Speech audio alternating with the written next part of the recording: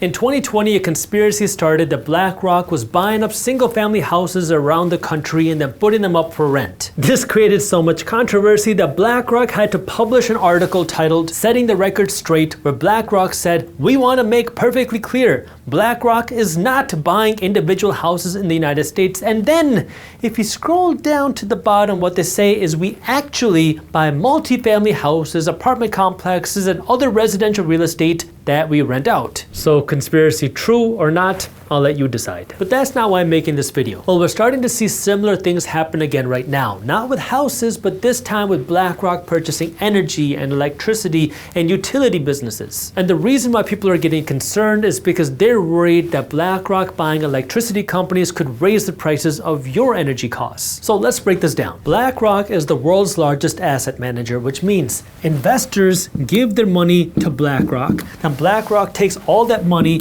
and they use it to buy these assets. Now the goal of buying these assets is to make a profit, and so then BlackRock takes the profit, gives a little bit back to the investors who gave BlackRock the money, and then they take a percentage of their investment fees, their asset management fees for creating these investments and investing their money. This concept is not new, but what is new is asset managers going out and purchasing, quote, real assets, because previously they used to just buy up shares of companies on the stock market. And because certain asset managers like BlackRock now have access to so much capital, they can influence many different parts of the economy. For example, read this from Wall Street Journal. Institutional investors have scooped up hundreds of thousands of houses to rent out and are contributing to the dearth of homes for sale and driving up home prices. But now what we're starting to see happen today is asset managers are broadening the definition of real assets to also include things like energy companies and utility companies. For example, last year in 2024, BlackRock acquired Global Infrastructure Partners, which owns companies across the energy,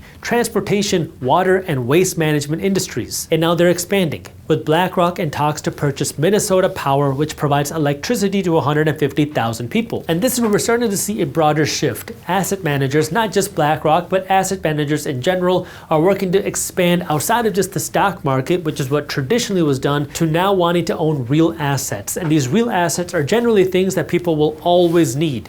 Real estate, utilities, electricity, water, waste management, as a way to produce steady income for those asset management companies. Let me diagram why this matters by showing how corporations and investors work hand in hand. So when you work in a company, you have the workers, that is the analysts, the associates, the VP, the director, the CEO. This is what everybody calls the corporate ladder.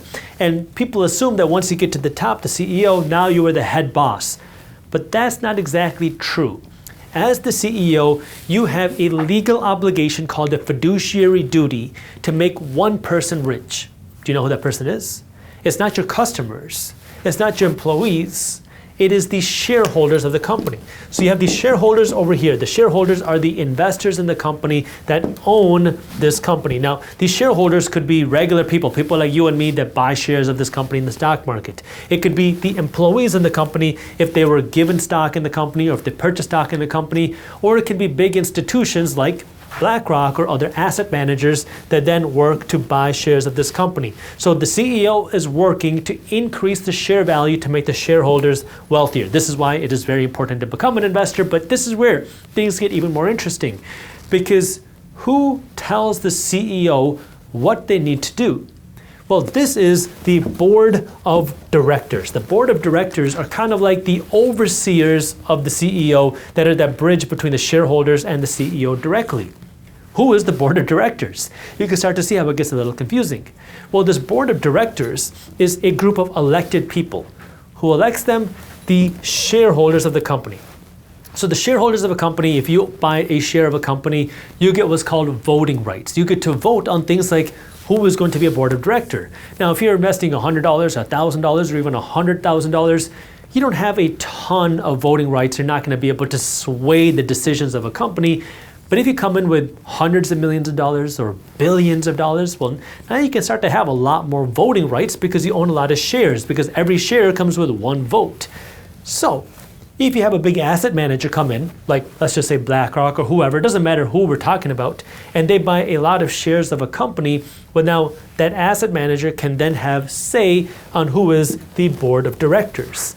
If they have a say on who the board of directors are, the board of directors then get to tell the CEO what needs to be done. If the CEO is not doing what the board of directors does, well, the board of directors can then fire the CEO and bring in a new CEO that is going to execute the vision of the board of directors. So you can start to see how these things play into place. But the ultimate goal here is to increase the value of the shareholders, which is why, again, for you, it is very important to become an investor. And this is one of the reasons why I put together that investing masterclass, where I walk you through how you can get started as an investor and find hidden investment opportunities before everybody else. And I'll show you the same system that my firm uses to research investments and find them before they hit the headlines. It's a completely free masterclass, and if you register for the Investing Masterclass, we're also going to give you access to Market Briefs, which is my newsletter for investors, for free at no cost. So if you want to get the Investing Masterclass and Market Briefs all for free, all you have to do is register, and I have that link for you down in the description below. At the time of me recording this video, BlackRock has invested around $7 trillion in the stock market, making them essentially the largest owner of companies in the stock market. But again, that money that BlackRock invested wasn't all theirs. It's people's money that they invest in BlackRock, and then those funds go out and invest in those stocks and now real assets as well. And the reason why I want you to understand this is because you can hate BlackRock, you can love BlackRock, but at the end of the day, there are things that you can learn from them. And that's what I want you to understand, because there are insights that you can learn as an investor yourself. What do I mean? BlackRock says that they want to own what's stable and what will produce income forever. There are a lot of shifts happening in our economy. We're seeing shifts with new government policies, with tariffs, with AI. All of these things can create volatility. And when you're managing that sum of cash, you don't want to have huge volatility, because that's not good for your investors. You want to see steady income, steady growth. And that's why BlackRock is saying they want to shift into more of this steady, stable assets that are going to be paid forever. Things like electricity, things like energy, things like water, things like waste. But then they're taking it one layer deeper, because they're also looking at what is going to be in more demand in 10 years or 20 years. Right now, we're seeing more money flow into technology than ever before. The amount of money flowing into AI is growing faster than ever. Well, that also creates an opportunity, because as more money goes into AI, as more artificial intelligence is being used, there's going to be a bigger need for electricity and energy to power the data centers, to power the AI technology, and to power all the computers that are using AI. This is one of the reasons why we're starting to see asset managers enter the energy industry, because they understand that not only will people always need energy, but as AI expands, there will be more need for energy, which means bigger profits for those asset managers that own the energy companies. If you've been watching my channel, chances are you know that our economy is shifting, like I've been talking about, and this shift is happening so fast, and a lot of people get overwhelmed. They get scared, they panic. But the question that Wall Street always asks when a shift happens, whether it's technology, whether it's tariffs, whether it's AI, the one question that Wall Street always wants to ask is, where is the money moving? Because if you can identify where the money is moving, that creates an investment opportunity, because at the end of the day, your job as an investor is not just to own a piece of the economy, but it's to own a piece of where the economy is moving. Because if you can own where the economy is moving, you can see bigger growth with your investments, because your job as an investor is to grow the value of your investment portfolio. How do you do that? By owning the right investments. Now, you can go out and invest in individual companies, or you can invest in funds, but the idea is, if you want to grow your investments faster, you have to know where the money is moving. Because at the end of the day, if you want to build more wealth, it comes down to three factors. It comes down to time, return, and money. TRM. Now, we can't go back in time and start investing 10 years ago, so we cannot change the time, but what we do know is the more time that your money has to compound and grow, the wealthier you're going to become. But we can't change that, so we're not going to talk about T. If you were to invest more money, more M, well, then you can build more wealth. I mean, it's pretty clear that if you started with $1 million, you would have more wealth than if you started with $10. If you started with $100 million, you can grow that to $200 million easier than growing $1 to $100 million. So if you have more money, you can build more wealth. And there are ways to increase how much money you invest by working to earn more money, by working to spend less money. That way you have more money to invest, which is a different topic for a different video. But you can also work to increase the rate of return on your money, which is essentially how fast can you double your money. If you can double your money once every 50 years, well, you might only be able to double your money once, maybe twice in your lifetime. But if you can double your money every 7 years, well, now you can start to increase the velocity of your money and grow your wealth a whole lot faster. So if you're contributing money while growing your money faster, you can start to see how that can start to compound. And that's where you want to know what are ways for you to invest your money, get better returns while not taking on huge sums of risk. Now, we know that there's a lot of volatility with AI. Technology by itself is volatile, but you might have heard me say that investing is kind of like an onion. You want to think about what are the opportunities to invest into something, and you can think many layers deep. For example, when we talk about AI, many people think NVIDIA or AMD or Meta or Amazon. These are some of the big companies that are investing in AI and technology.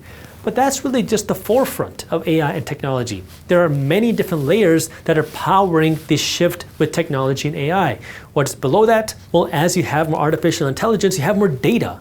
That data has to be stored somewhere, and it's stored in the cloud. Where's the cloud? I know a lot of people still think the cloud is what's in the sky, but cloud means a data center. It's a physical building that is storing your data. That can create an investment opportunity to invest in those data centers. There are companies that specialize in building data centers.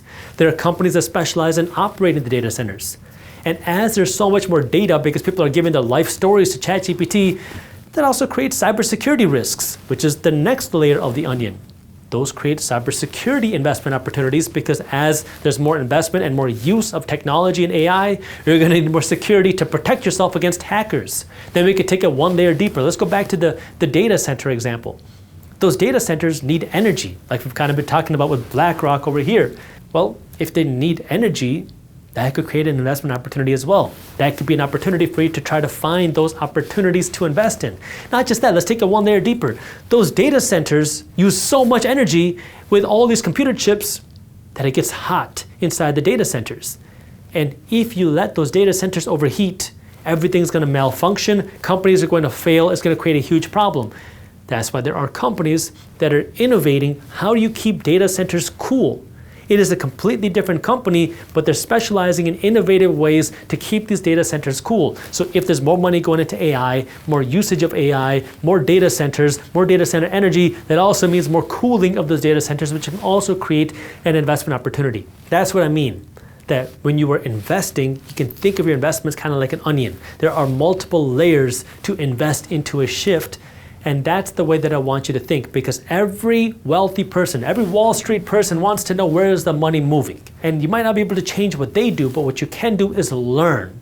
I want you to learn from the people that are doing it with the big dollars. That way you can take better care of yourself, you can take better care of your family, and you can take better care of your community because shifts are happening all around us and you want to have the best information possible. That way you can make smarter investing decisions to build the wealth for yourself. That way you can have that financial freedom for yourself as well. Again, if you want some more resources on how you can get started as an investor and find investment opportunities, I have my investing masterclass for you down in the description. And if you got value out of this video, the best thank you is a referral. So if you could, please share this video with a friend, a family member, a colleague, or a fellow investor. Thank you. The United States government owes more than $37 trillion. That means your tax dollars are being used to pay interest on all that debt. And this is where President Trump has been proposing a new plan to help pay off this debt involving gold and involving crypto. And most people have no idea of how this plan works or the implication of this new plan on your money.